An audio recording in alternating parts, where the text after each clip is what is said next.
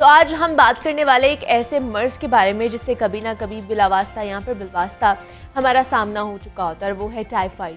Typhoid बुखार की वजह से होने वाली एक बैक्टीरिया की बीमारी है और टाइफाइड बुखार कुछ तरक्की याफ्ता ममालिक में एक अहम एक ख़तरा भी है।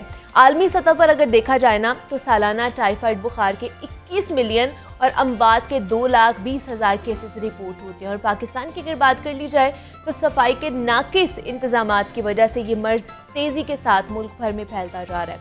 ख़ास तौर पर सूबा सिंध इस हवाले से मरकज़ तस्वुर किया जाता है और एक सेहतमंद और तंदुरुस्त इंसान ही अपने तमाम काम बाखूबी सर अंजाम दे सकता है। बीमारी किसी भी हालत में हो ये इंसान को बेचैन कर ही देती है और इसके मामूल के काम भी हमारे रुक जाते हैं। डेली रूटीन में हम लोग जो है मुतासर होते हैं, तो मरीज़ के अलावा तमाम घर वाले भी उससे मुतासर होना शुरू हो जाते हैं।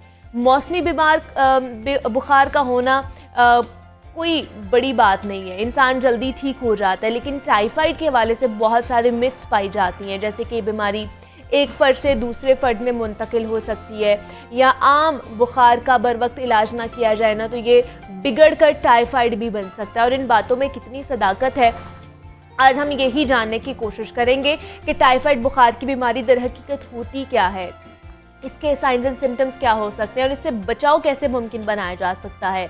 हमारे साथ इस वक्त मौजूद हैं असिस्टेंट प्रोफेसर इन्फेक्शन डिजीज़ हैं डॉक्टर ज़हरा तारर हैं, इंस्टीट्यूट ऑफ पब्लिक हेल्थ से उनका ताल्लुक़ है। डॉक्टर ज़हरा आपको वेलकम कहती जाऊँ लाहौर में, कैसी हैं आप? Thank you for inviting. मैं ठीक हूँ, आप कैसे हैं? मैं भी बिल्कुल ठीक ठाक। डॉक्टर ज़हरा, टाइफाइड के हवाले से आज बहुत सारी मिथ्स जो हैं उनको हमने डिस्कस करना है और लोगों को बताना है कि एक्चुअली में ये बीमारी है क्या टाइफाइड, क्योंकि पाकिस्तान में ही बहुत ज़्यादा फैलता जा रहा है, जिससे मैंने बात की है कि सिंध में बहुत ज़्यादा केसेस इसके रिपोर्ट होते जा रहे हैं। तो ओवरऑल बताइए कि ये बीमारी है क्या और किस तरह ये लाहक होती है? जी ठीक है, हम स्टेप बाय स्टेप चलेंगे कि पहले ये है क्या, देन ये ट्रांसफ़र किस तरह से हो रही है, फिर इसके सिम्टम्स क्या हैं, अपने आप को आपने बचाना इससे कैसे है, इसकी रोकथाम कैसे करनी है और उसके बाद फिर इसके इलाज पे हम थोड़ी सी बात करेंगे। अच्छा, जिस तरह से आपने बताया कि ये एक जो है सिस्टेमिक इलनेस है जिसे हम पूरे मल्टीपल सिस्टम्स इसके अंदर इन्वॉल्व हो सकते हैं और ये होती किस वजह से, एक जरासीम या बैक्टीरिया जिसे हम कहते हैं सैल्मोनेला टाइफी, उसकी वजह से ये होती है। और इसका जो रेजरवॉयर है वो इंसान ही है, यानी कि ज़्यादातर इंसानों के अंदर ही पाई जाती है। अच्छा ठीक है। और ये होती किस वजह से है कि जो बीमार इंसान है उसके फुजलात के अंदर ये बैक्टीरिया जो है ये खारिज होती है। अच्छा। तो इस तरह से अगर उन फुजलात से आपका पानी या खाना जो है वो कंटेमिनेट होता है तो उसकी वजह से ये जो है वो ट्रांसफ़र हो सकती है। तो इसलिए जिस तरह से आपने बात की कि हमारे मुल्क में नाकिस निज़ाम की वजह से सफाई, तो इसमें बहुत सारी चीज़ें होती हैं, जैसे पर्सनल हाइजीन है इंसान की। अच्छा। इसके अलावा सैनिटरी मेयर्स, जो हमारी सैनिटेशन है वो, और उसके ख़राब होने की वजह से ये हो सकता है। तो अब इसके जो मेन सिम्टम्स होते हैं उन पे हम बात। घर में अगर एक फर्द को हो जाए तो ये क्या बाकी लोगों को भी हो सकती है? वो इस तरह से, जिस तरह से मैंने बात की केयर गिवर्स में, इस तरह से हो सकती है कि जिस तरह से फुजलात में ये कॉन्टीन्यूसली सिक्रीट हो रही है। अच्छा। इवन कि अगर एक पर्सन रिकवर भी हो जाता है तो कुछ हफ्तों से कुछ महीने तक उसके स्टूल के अंदर या यूरिन के अंदर ये पास होती रहती है।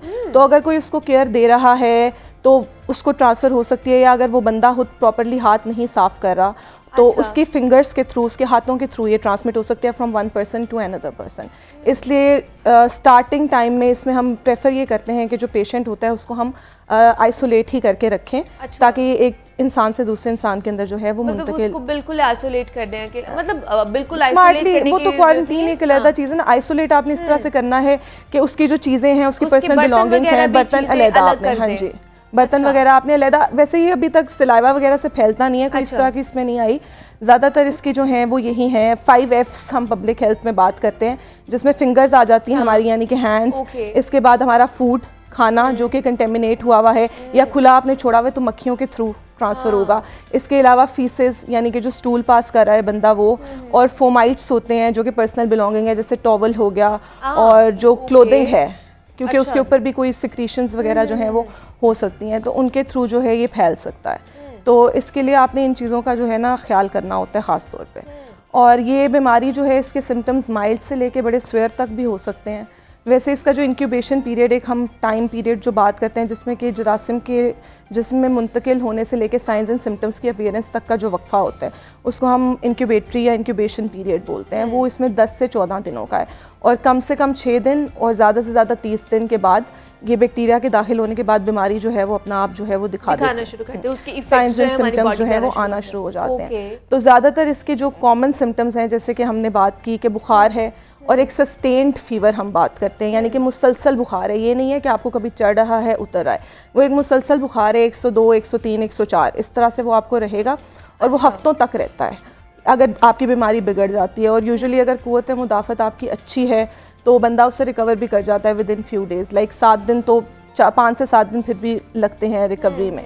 और अगर ये बिगड़ जाता है मर्ज़ आपका तो ये बाकी सिस्टम्स को इफ़ेक्ट करता है, क्योंकि ये जो बैक्टीरिया है ये इंसान के जिगर, तिल्ली और दिमाग की इवन के झिल्लियों के अंदर और बोन मैरो आपकी जो होती है हड्डियों का गूदा उसके अंदर भी ये पाया जाता है। तो वहाँ उन सिस्टम से रिलेटेड ये सिम्टम्स जो है वो जब स्वेयर होती है डिजीज इफेक्ट कर तो ये देना स्टार्ट कर ये जो बुखार होगा टाइफाइड का बुखार ये कंटिन्यूसली रहेगा या बहुत से लोग हैं ना मतलब वो बीमार होते हैं, एक हफ्ते के लिए बीमार हुए फिर थोड़ा ठीक हो गए फिर उनको बुखार चढ़ना शुरू हो जाता है, इस तरह होगा ये कंटिन्यूस रहता है। जो सस्टेन्ड फीवर हम बात करते हैं ना मुसलसल बुखार है, इसके अंदर यही डिफरेंशिएटिंग पॉइंट है इसका नॉर्मल फीवर से, क्योंकि नॉर्मल फीवर में यूजुअली ये होता है कि 2 से 3 दिन में आपका रिजॉल्व हो जाता है, बॉडी उससे फाइट बैक करती है। इसकी जो टेन्योर है खुद से भी ठीक होने की, अगर इंसान ठीक हो जाता है विदाउट मेडिकेशन तो रिकवर बॉडी जो होती है वो 3 से 4 हफ्ते है जो यूजुअल टाइम पीरियड है। मतलब 3 से 4 हफ्ते हमें 103 और 104 बुखार ही रहेगा, मुसलसल बुखार रहेगा। आपको 102 पे भी आ जाएगा कभी, लेकिन वो रहेगा, ऐसा कोई टाइम नहीं होगा कि आपको बुखार जो है वो महसूस नहीं हो रहा। इसके साथ साथ जो है कमज़ोरी होती है, फिटीग जिसे हम बोलते हैं, और कई लोगों में पेचिश होती है, कईयों में कब्ज़ पाई जाती है। और जो है कुछ स्वेयर केसेस जो हैं उनके अंदर खांसी भी होती है। तो क्योंकि बाकी सिस्टम्स में जैसे जैसे ये बैक्टीरिया जाता है तो उस तरह के सिम्टम्स, और अगर बहुत ही बिगड़ जाता है तो फिर ये आपकी जो हमारी इंटेस्टाइन्स होती हैं उसके सिम्टम्स यानी कि परफोरेशन और इंटरनल ब्लीडिंग, इस हद तक भी जब ये स्वेयर होता है तो ये चला जाता है। इसके अलावा इसके अंदर एक और डिस्टिंग्विशिंग फीचर होता है, इसमें रैश भी हो सकती है जो कि 7 से 10 दिन के बाद आपको नजर आ सकती है। बॉडी पे पूरी बॉडी पे नहीं, ट्रंक पे होती है। ट्रंक पे, बैक पे। तो वो उसमें क्या होता है कि उसको हम रेड कलर का वो रैश होता है, रोज स्पॉट्स बोलते हैं उसको। अच्छा, उसको आपने डिफ्रेंशिएट कैसे करना है दूसरी बीमारियों के रैश से कि आप उस पर प्रेशर अप्लाई करते हैं तो वो गायब हो जाता है। अच्छा, तो वो इस तरह से ज़रा थोड़ा सा इसका डिस्टिंग्विशिंग उसमें हो जाता है फीचर।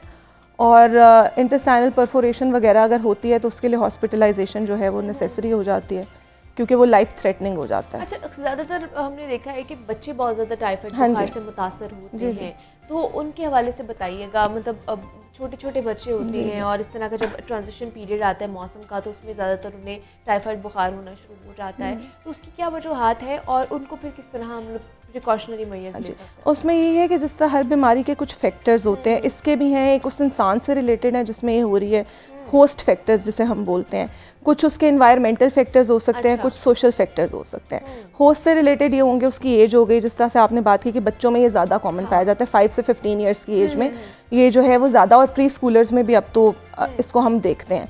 तो और उसके अलावा जेंडर से इसकी थोड़ी सी एसोसिएशन है कि देखा गया है स्टैट्स में कि आदमियों के अंदर जो है वो केसेस ज़्यादा होते हैं और फैलाने में ज़्यादा जो नोटोरियस हैं वो ख़वातीन हैं। तो क्योंकि वो घर के काम वगैरह और केयर गिवर्स का ज़्यादा होता है ना, तो वो इस वजह से। और कुछ हमारे इन्वायरमेंटल फैक्टर्स हैं, जिस तरह से हमने बात की, साफ़ पानी से कोई एक्सेस नहीं है आपका, या कोई पानी की सोर्स पोल्यूटेड है इन्हीं फुजलात से बीमार लोगों के, या मक्खियाँ हैं, खाने वगैरह आप वेंडर्स से खाना लेके खा रहे हैं, वो ठंडा खाना है, तो वो उन चीज़ों की वजह से ये फैक्टर्स होते हैं। तो बच्चों में ये कॉमन है और बच्चों के अंदर भी यही फैक्टर्स हैं जो ज़्यादातर रोल प्ले करते हैं कि उनको ट्रांसमिट हो सकता है, जो बंदा है इफ़ेक्टेड ऑलरेडी उससे, कोई उनका केयर गिवर है या कुछ है।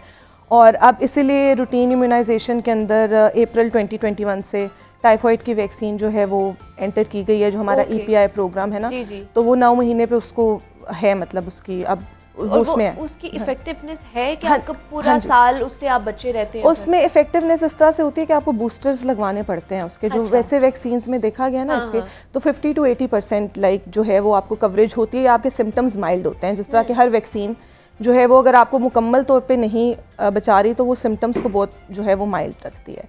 तो बच्चों के अंदर ये मुहिम उन्होंने जारी किया था 2019 में, पाकिस्तान में इंट्रोड्यूस कराया था, कि जिसमें उन्होंने 2 हफ्ते की कैंपेन चलाई थी और उसके बाद फिर उसको रूटीन इम्यूनाइजेशन का हिस्सा बना दिया गया था टाइफाइड की वैक्सीन को। लेकिन कब लगवानी चाहिए फिर, अगर इस तरह की अगर वैक्सीन हमने ये जैसे हमारी कंट्री है ना, इसमें मुकामी है ये बीमारी, इट्स एंडेमिक।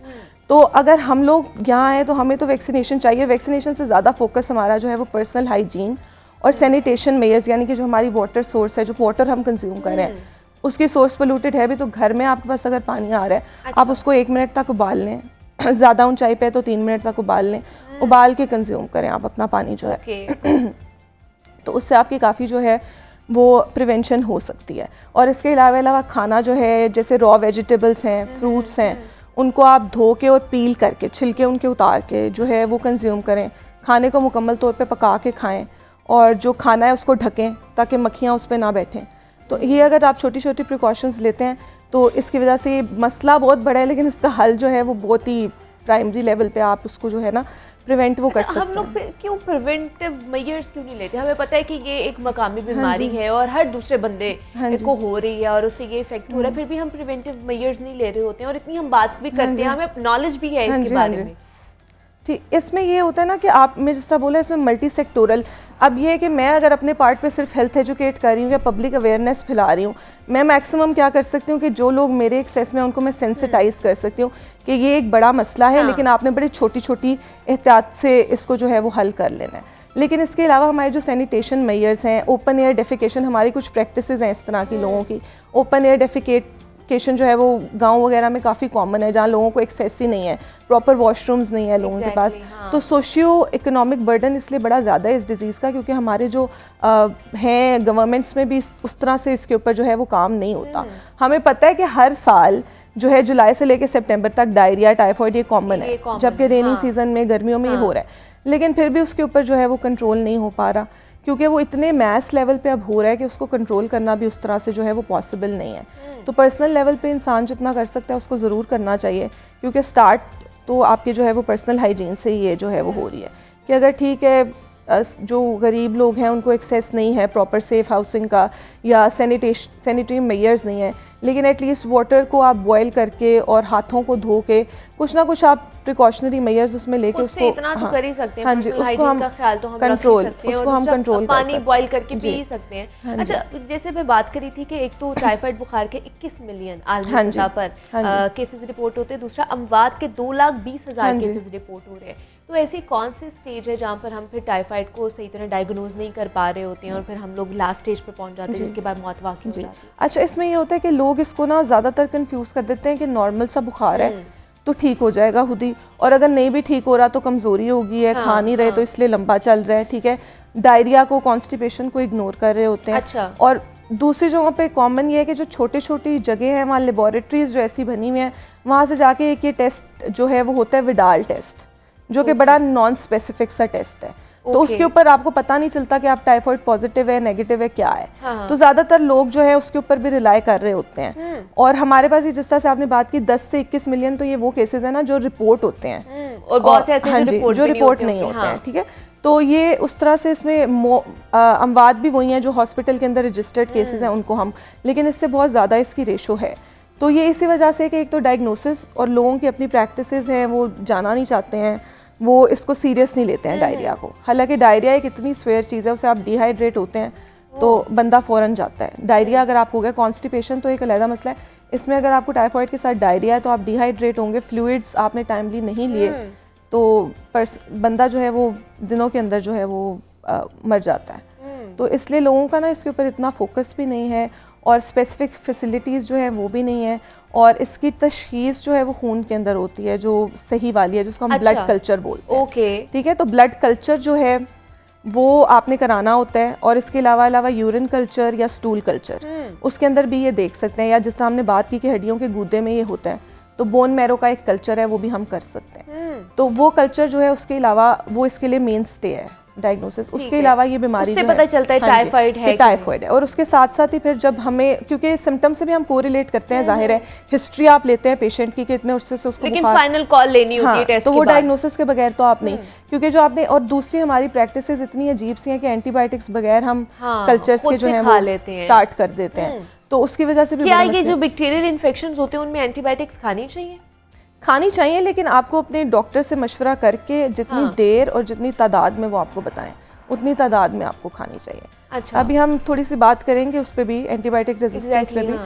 तो बेसिकली आपने इसको खून के टेस्ट यानी कि ब्लड के कल्चर से इसकी तशखीस करनी होती है, और वो कल्चर कुछ दिन उस पर लग जाते हैं, तो उन दिनों में जब तक वो टेस्ट नहीं आ जाता तो ये आपके डॉक्टर ने डिसाइड करना होता है कि उसने आपको कौन सी एंटीबायोटिक जो है वो स्टार्ट करानी है। ठीक है, तो ये आपने खुद से नहीं करना होता। हमारा तो पहले ही काम होता है कि हम डॉक्टर पे जाने से पहले खुद से फौरन से ही हम लोग एंटीबायोटिक खाना जब जरूरत होती है तब नहीं खाते हैं, और जब जरूरत नहीं होती तो तब फौरन खा लेते हैं। और ये ज्यादा प्रॉब्लम हम लोगों में है जो थोड़े से अवेयर हैं। जो लोअर क्लास है उनमें तो कोई कॉन्सेप्ट ही नहीं है, वो तो खाते ही नहीं ना मेडिसिन, वो कहते हैं कि खुद ही ठीक हो जाएगा। उनका बेसिकली एक्सेस का प्रॉब्लम है और वो डिलेस का प्रॉब्लम है कि घर में डिसीजंस होते हैं कि जाना है अस्पताल, नहीं जाना, अफोर्डेबिलिटी है नहीं है, इस तरह के बड़े सोशल इश्यूज जो है ना वो इस तरह। इसका ट्रीटमेंट क्या है कि अगर हम इसका प्रॉपर ट्रीटमेंट करवाएंगे तो ये बार बार नहीं होगा?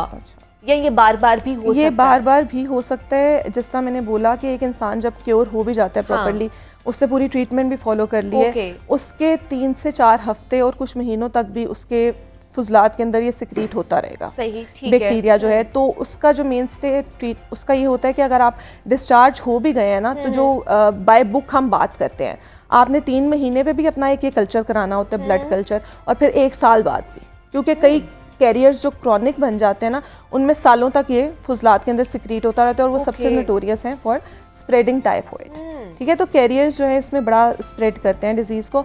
और अगर हम इसके इलाज पे बात करें तो इलाज में इसके एक तो सिम्टोमेटिक ट्रीटमेंट है, जो हमने फीवर, पैनाडोल वगैरह इस तरह की चीज़ें ले ली हैं, और उसके अलावा मेन जो इसका हल है वो एंटीबायोटिक्स ही हैं। तो एंटीबायोटिक्स में भी अब ये है क्योंकि हमारे मुल्क में ये मुकामी है और लोगों ने वही एंटीबायोटिक्स खा के अपने आप को रेजिस्टेंट कर लिया हुआ है, तो काफ़ी सारी एंटीबायोटिक्स ऐसी हैं जिसको रिस्पॉन्ड नहीं करती है ये बैक्टीरिया। तो 2 एक बड़े बड़े ग्रुप्स हैं हमारे पास, एक मैक्रोलाइड्स है, एक कार्बापेनम्स। वो ऐसे हैं जो अभी रिस्पॉन्ड करते हैं, जिसको हमें जिथ्रोमाइसिन कहते हैं कॉमन जुबान में। ठीक है। तो वो अब जो हमारे मुल्क में स्ट्रेन मौजूद है ना, एक्सटेंसिवली रेजिस्टेंट, XDR जिसे हम बोलते हैं, वो रिस्पॉन्ड करता है टू दैट एंटीबायोटिक ओनली। तो इसलिए आपने टाइफॉइड अगर होना है तो ब्लड कल्चर करा के आपने वही एंटीबायोटिक्स देनी है, और कोई आपने नहीं देनी, क्योंकि उनका कोई इफेक्ट नहीं है। ठीक है। तो ये चीज़ें जो है ये आपके फिजिशियन ने ख्याल रखना होता है। तो इसलिए और दूसरा है कि ये नहीं आपने करना कि अगर आप ठीक हो गए तो आपने जो है वो एंटीबायोटिक डिसकंटिन्यू कर दी। जब तक आपका डॉक्टर कहेगा आपने उसको लेते रहना है, क्योंकि जिस तरह हमने बात की कि वो आपके फुजलात में खारिज होता रहता है, तो उस चीज़ को भी हमने प्रिवेंट करना होता है। ठीक है, मतलब आप लोगों ने जो है अपना उसका जो कोर्स है वो पूरा करना है, उससे पहले आप लोगों ने नहीं, क्योंकि हमारी प्रैक्टिस ये है कि मदर्स भी, खासतौर पे बच्चों में ये देखा जाता है कि एंटीबायोटिक्स देने में रेजिस्टेंस होता है, और अगर देती हैं तो जैसे ही बच्चा ठीक होता है, ठीक हो जाता है, वो छुड़वा देती हैं। तो ये प्रैक्टिस जो है ये बिल्कुल भी ठीक नहीं है, और इसलिए अननेसेसरी यूज भी नहीं होना चाहिए एंटीबायोटिक्स का, क्योंकि वो आपको रेजिस्टेंट करता है। ठीक है जी, हमारे साथ assistant professor doctor Zahra Tarar मौजूद थी। डॉक्टर ज़हरा, बहुत शुक्रिया आपके वक्त का।